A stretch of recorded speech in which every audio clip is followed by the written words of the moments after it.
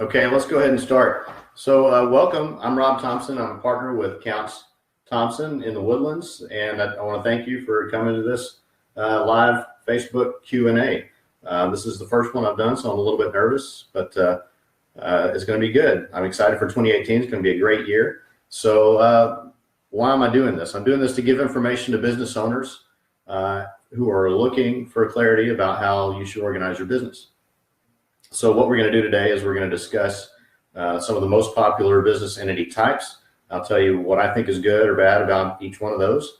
And then I'll describe why I believe that the LLC is the best choice for the vast majority of small businesses. Spoiler alert. And then I'll give you a list of 5 big mistakes that I think most business owners are making and how to avoid them. And then I'll open it up for questions and answers. You can ask me anything you want. And I'll try to answer your question. Just if you ask me about kittens or unicorns, you may not be satisfied with your answer, so be forewarned. All right, let's get right into it. Let's talk about, lost my marker. Let's talk about the various entity types that are available to you as a small business owner. So the most popular, going back in history, the last 50 years or so, the most popular that you probably saw was the partnership. Or the most common anyway. And then after that, we've got the corporation.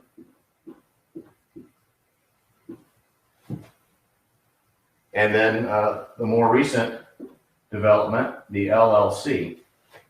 And some people organize as a trust as well, but that's less common. So I'm really just going to talk about the most common forms. So let's go ahead and talk about the characteristics of each of these, starting with the partnership. A partnership is defined as when 2 or more people engage in business for profit. So that's the common law definition of a partnership. That's a general partnership. If you want a limited partnership or a limited liability partnership, then you'll have to file something with the Secretary of State. And that involves filing fees. You should also have a partnership agreement. But a partnership may or may not give you limited liability, just depending on which of those options you choose. So may have limited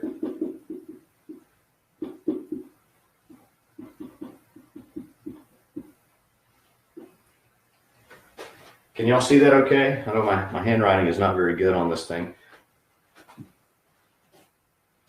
Okay, I'm being asked to move the board a little closer. Let's do that.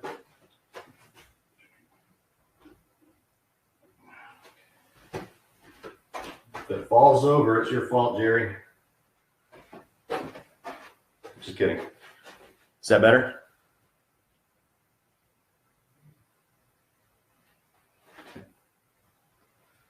If you're watching it on your iPhone, it's probably going to be hard to read.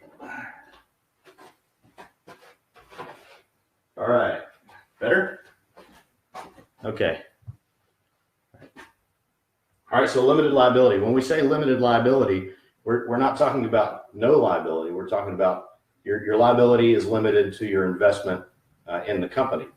So for a partnership, if you've set it up to be a limited partnership or a limited liability partnership, depending on what type of interest you have, you may have limited liability. Your liability may be limited to your investment. However, there's a caveat.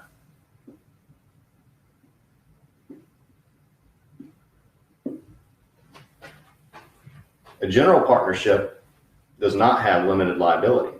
So if you are a general partner in a limited partnership, the general partner has unlimited liability. That means the general partner is going to be personally liable for anything that the entity does wrong, any liabilities of the entity. If you have a limited liability partnership, then that doesn't apply. But if you're a general partner, so that's why you'll see limited partnerships that have a corporation as the general partner. So you've got, that unlimited liability it's mitigated by the corporate shield there. So it adds another level of complexity, which is why it's not as popular now as the LLC. Well, that's one of the reasons. There are other reasons, but that's one of them because it's easier to get that limited liability shield. What else? Tax. Let's talk about tax. So in a partnership, Partnership is a flow-through entity, and that means that all the income from the partnership is going to flow through to your personal tax return, whatever form that takes, your 1040 of whatever variety. And generally speaking, you're going to pay the self-employment tax on all the income from the partnership, unless it's a limited partnership and you have only a limited partner interest and you don't work in the business. So correct me if I'm wrong on that if you're a CPA and you're watching this, but I think that's how it works. And that's not flexible. So it's not as flexible as the LLC. Let's talk about the corporation. What are the characteristics of a corporation? First of all, you've got shares. Your ownership in the corporation, it comes in the form of shares of stock in the corporation. So you give the corporation money in exchange for a piece, which is the shares. So your limited liability, your liability is limited to your investment in those shares in the corporation. What else? You've got complex structure here. Why? And there are some caveats with a closed corporation or a small business corporation, but every corporation is going to have shareholders. Those shareholders are going to elect a board of directors who in turn elect officers. The officers are going to manage the day-to-day operations of the company. So if you're a one-person operation and you have a corporation, you fill all three of those roles. So it's a lot more complexity. There's a lot more work that goes into maintaining that than most small business owners want or need, really. You've got to have bylaws, you've got to have corporate resolutions, you've got to have your annual meeting and all that stuff. For tax purposes, you've got some options. Really just two. You can be taxed as a C or as an S. So the default treatment is the C Corp status.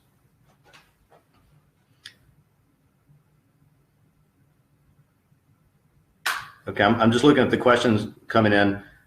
Jerry's wife is an independent contractor for an education company. Does she need to set up an LLC?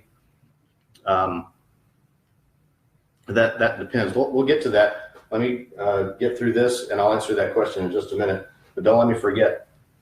So when you set up a corporation, the default status is the C status, and when you have a C corporation, there's taxation at the entity level, and then there's the profits that are distributed out to the shareholders get taxed at the shareholder level as well. So on that shareholder's personal tax return. So, and the highest rate now is 21%. It's graduated. That's come down from 35%, but that doesn't apply at the S level. So if you're a small business owner, most small businesses choose the S corporation status because it's just more advantageous from a tax perspective. We're looking at whether this reduction is going to make a difference for a lot of businesses that have a little bit more complex operations. My thinking is double taxation is double taxation. In general, it's probably going to be better still to have the S taxation if you're organized as a corporation. So those are your only two options here. You still have the complex structure, but let's move on to the LLC. So the LLC is kind of a hybrid entity that emerged in 1977, and it's really gained popularity. The vast majority of new businesses that are formed in the U.S. today are limited liability companies, and that's for good reason. And because you've got all the good things from a partnership, the simplicity of the management structure, and then you also have some flexibility here that exists in the corporation as far as the tax treatment. And you've got what I think is superior asset protection features in an LLC over the corporation. So let's talk about that. So limited liability.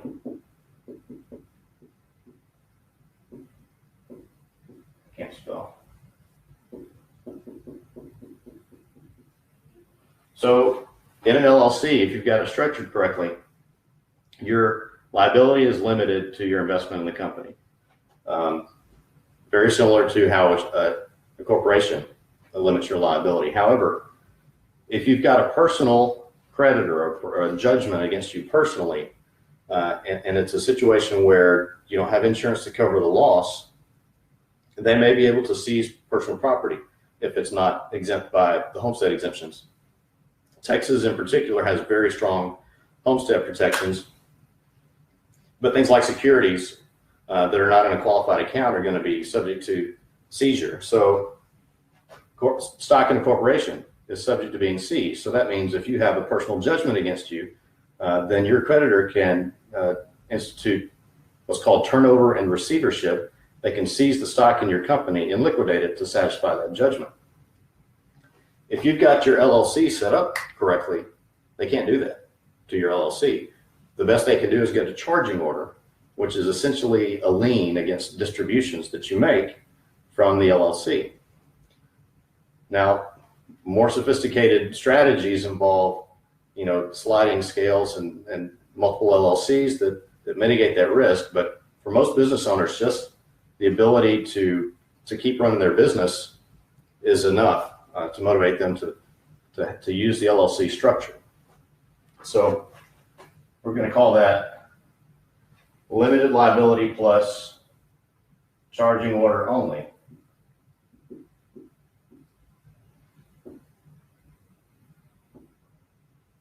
The other thing that you can do with the limited liability company that you can't do with a corporation is you can put a provision in there that if a member acquires an interest by judgment, or if it's as a result of a debt, that they don't get to vote. And creditors don't like that. If you have an interest in a company and you want to liquidate it, but you can't vote, you're dead in the water.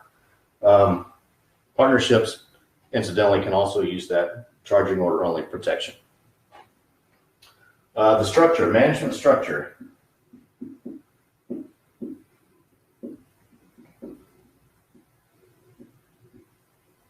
I wrote simple structure, but that's the default. You can make it as complex as a corporation or however complex you want. The point is that there is unlimited flexibility with how you want your LLC management structure to be. You can make it look exactly like a corporation. You can have it managed by the members like a general partnership, or you can have some hybrid where it's a board of managers or maybe one manager. Most of the companies that I set up have one manager. So it looks a lot like a limited partnership where you've got the general partner who is managing the day-to-day operations, but that person in an LLC is called a manager, and there's no liability, or it's limited liability. So, and the other thing with that is they don't have to have any ownership interest. The manager doesn't have to be a member necessarily. So it's very flexible, and it's you can tailor it to your specific needs and wants. Okay, and then for tax, the other thing with LLCs is the tax flexibility.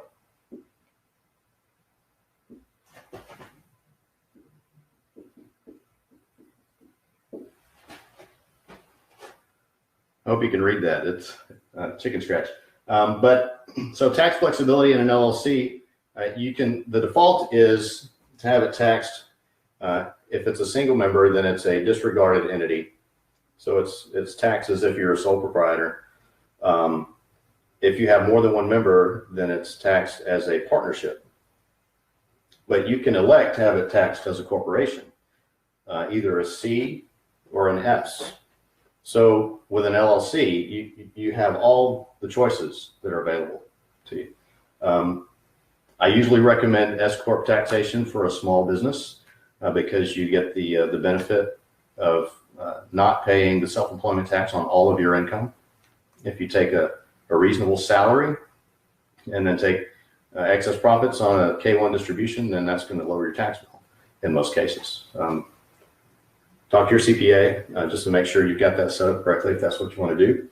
But those are the reasons that I like the LLC, because it's flexible, you get superior asset protection, and it's a lot easier to manage. So, and then we're going to transition to the next part. So this is the article that I was talking about. I just put this together. Actually, I've been working on it for over a year, but I just finished it. I may change it again, but here, I'll give you a little sneak peek. I think I can share my screen. Maybe I can't. Anyway, if you click on that link, you can download a copy of this. It's all original. I wrote the whole thing. It's 6 pages, so it's a pretty quick read. And that's large print, Jerry, for you. All right, so the next thing I want to talk about is the 5 big mistakes that I mentioned. And we'll just kind of go through in order, and I'm going to use this as a guide. So the first big mistake that I see is when business owners set up their company, usually an LLC, excuse me, they file their certificate of formation with the Secretary of State's office, and they don't do anything else, and they think they're done. But that's not true. There are a few more steps that you need to take in order to get the full benefit, the limited liability, the asset protection features of that company, because that really is the point of setting up a company. So, and then the second big mistake is failing to hold an organizational meeting. So you've got to when you form your company and you've got multiple members, even if you don't, you need to go through the formality and have an organizational meeting and document that, because every little detail that you can show the court to say, yes, we're observing the formalities of operating a legitimate business, is going to be another brick in the wall of combating or defending against the plaintiff's attorney who wants to breach that corporate veil and get to your personal assets. So you need to observe the formalities. So when I set up a company for a new business, we'll have a formal around the conference table organizational meeting, and we'll sign the resolutions, and we'll formalize it. We'll document what we're doing, and we'll make sure that we do it by the book. That's not a step that you want to skip. All right, so the third mistake is not having a company agreement. Probably the majority of LLCs that are formed in Texas are just a certificate of formation. They don't have a company agreement, and that's bad because if you read the LLC statute, a lot of those provisions assume that there is a company agreement. So you really do need one, and if you're lacking that, then you're going to run into trouble. So I'll give you an example of why. Let's say you've got 2 partners, and the 3 of you have decided to set up an LLC and go into business. 6 months down the road, one of your partners decides he can't handle this, and he's going to go back to work for somebody else at his old job or a new job or whatever. So the default statute is when somebody leaves the LLC, it dissolves. There's no more LLC. It's like a partnership. It's gone. Unless your company agreement provides otherwise. So a lot of those provisions in the statute are permissive, which means that they say unless your company agreement says otherwise. So you don't want the statute to control something like that. You want to be in control of it yourself. So have a company agreement. The fourth mistake that I see a lot is failing to obtain a tax ID number. I don't see this quite as often, but it's fairly common. You need to set up a tax ID number, a separate tax ID number for your business. Again, it goes toward keeping it separate, because if you don't get a tax ID number, then you can't avoid mistake number 5, which is commingling funds. If you're commingling funds of your business and your personal affairs, then you've got a really big problem if something goes down in your business, because the likelihood of veil piercing just went way up. So make sure you don't do that. Don't commingle your funds. Make sure you get your tax ID number and you set up separate bank accounts for your business and operate your business out of those bank accounts. And don't observe. You want to observe the formalities. Don't play fast and loose with that stuff, because it's dangerous. And that covers all 5 mistakes. So I got my notes written on the back of this thing, so I keep my roadmap. All right, let's open it up for questions. So we'll take Jerry's question first. Let me scroll back up here if I can see it. Okay, Your wife is an independent contractor. Does she need to set up an LLC? What state are you in, Jerry? You're not in Texas, are you?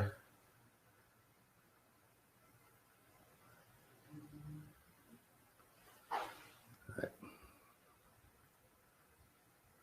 Here, let me post this link in here. Some of you are asking for it.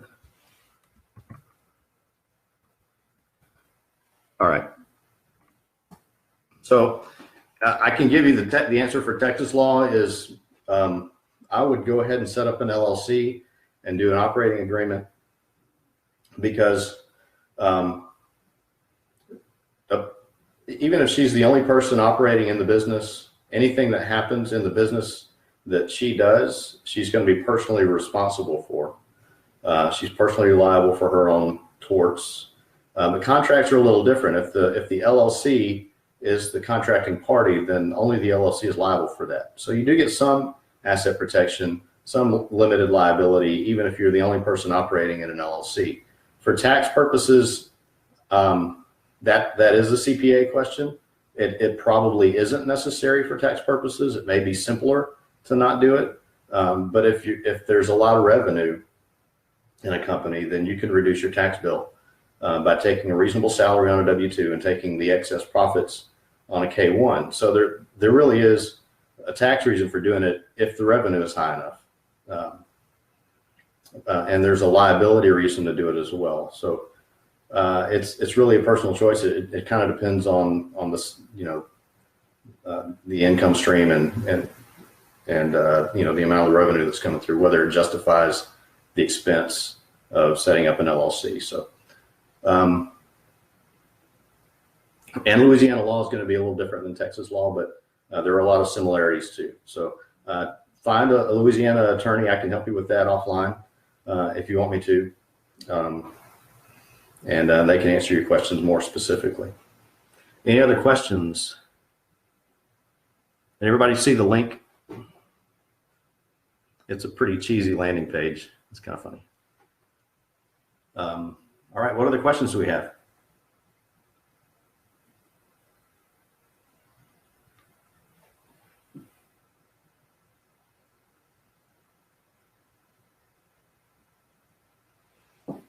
All right, I see Kyle checked in. Gonna finish watching later. I'll record this, so if anybody wants to come back and watch it later, you can. Hi, Cheryl. We're just doing Q&A. I did a presentation. Look, I wrote all this stuff down. Any more questions before we're done? I'll give you a few more seconds.